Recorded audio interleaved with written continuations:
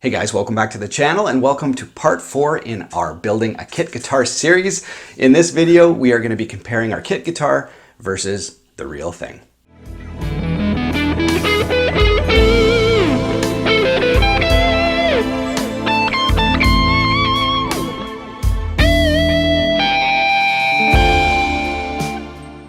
So last week we did the complete installation and a little bit of a tone test. It was super fun to put together, and that's part of the charm of doing a kit build is the experience of building it. So if you missed that one, definitely check it out. We're going to be giving this guitar away at the end of the series. So if you're a member of Patreon on my channel, you will be automatically entered to win. So that being said, let's quickly look at a few of the specs on each of these guitars, the kit guitar versus the Gibson, and then we're going to do a comprehensive tone test.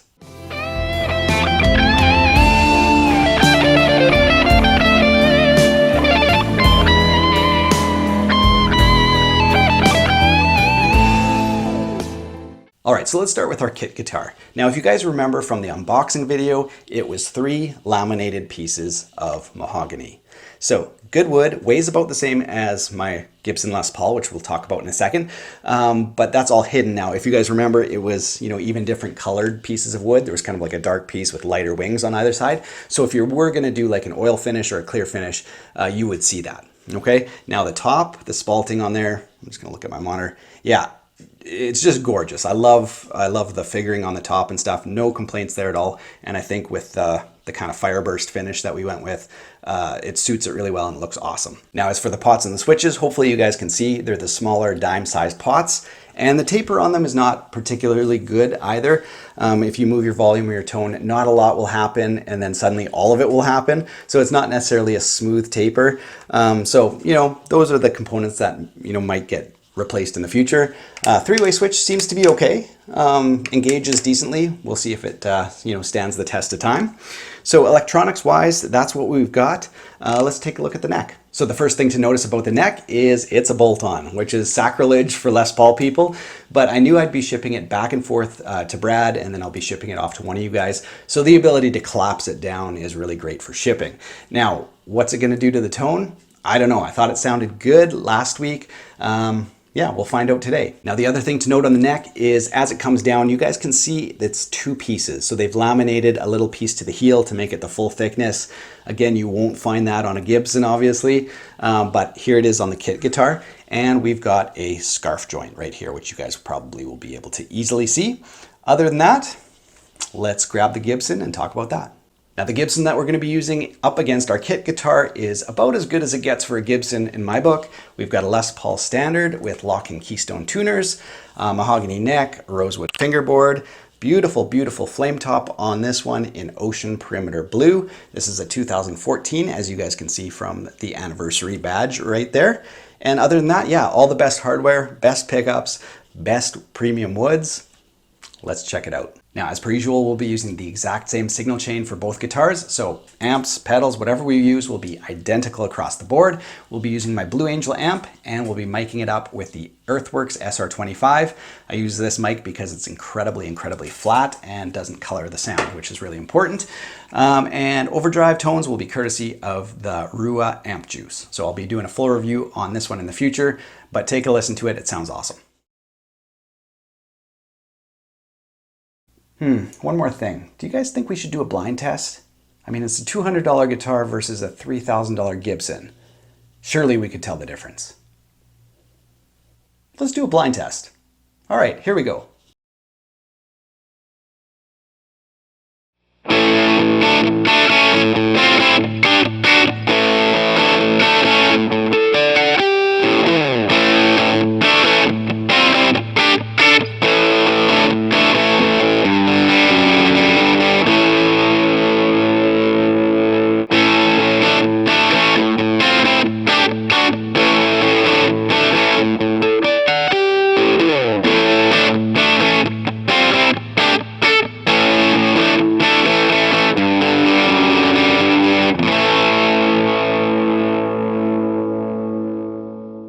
All right, you guys, the results are in. Guitar number 1 was the Gibson Les Paul. Guitar number 2 was our kit.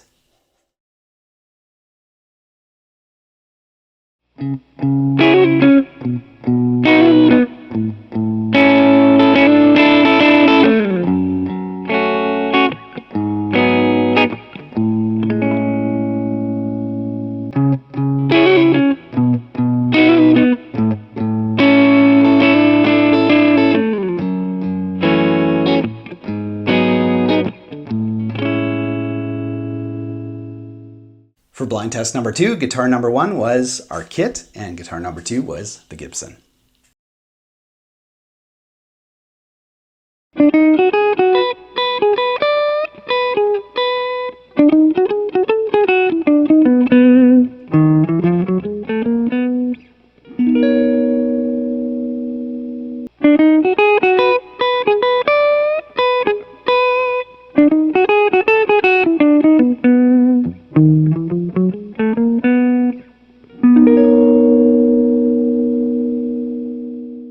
All right, the results for test number 3 were Gibson Les Paul and kit guitar. I hope you guys had fun doing that blind test. Hopefully you got a few of those answers right. What we're gonna do now is some basic arpeggios played clean. This will really reveal the differences between the two guitars.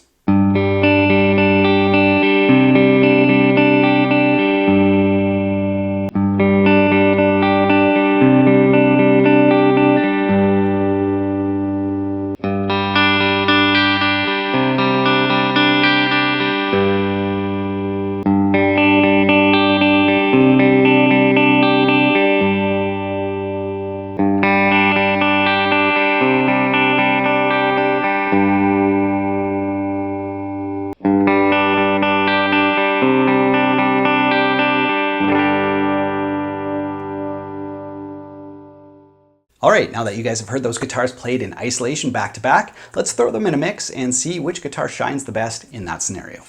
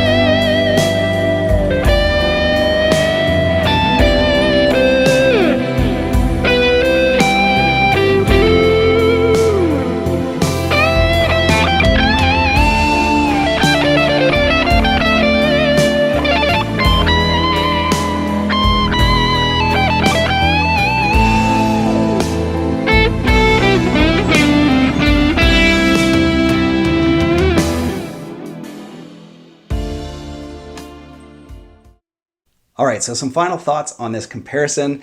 The kit guitar really was an underdog and it really did surprise me. I knew from last week's assembly video that it would sound good, but I wasn't sure how it would sound in relation to the Gibson. Now the Gibson was a little bit more articulate, so a little bit better, note definition and stuff. The neck pickup on the kit guitar was really, really warm.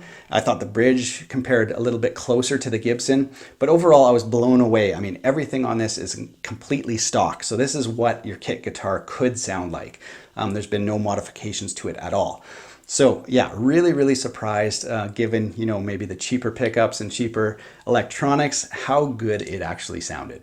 Now in terms of playability, certainly the Gibson does play better, but all the premium woods and all the treatments in the world doesn't really, bank real world tone for you.